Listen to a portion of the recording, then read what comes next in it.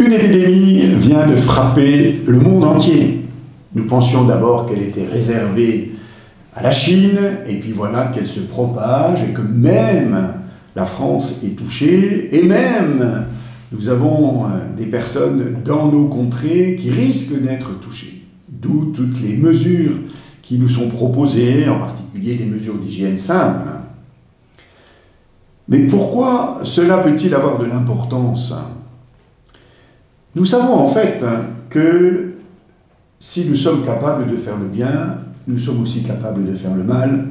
Et voilà que nous nous retrouvons solidaires dans le mal, qui, là, par le biais de la maladie, peut se véhiculer d'une manière sournoise, mais solidaires aussi, heureusement, dans le bien, dans la grâce.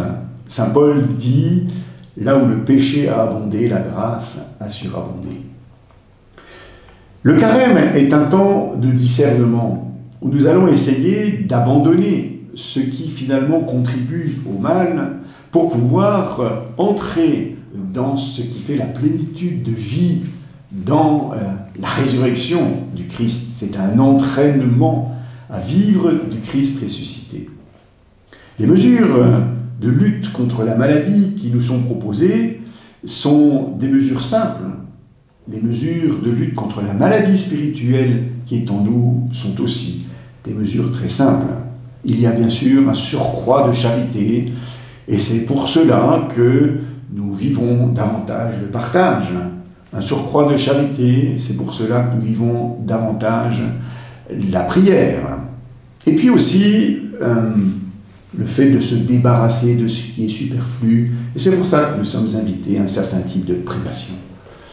Mais ce qui est le plus important, c'est de reconnaître que c'est le Christ qui est à l'œuvre en nous et de le laisser imprégner notre vie.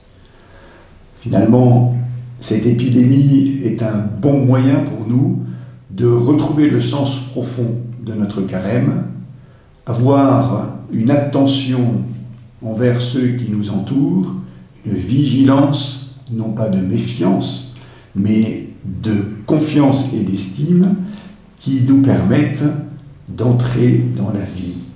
Alors, tout en vous méfiant de l'épidémie qui nous menace, entrez dans la confiance dans le Christ dans ce temps du carême.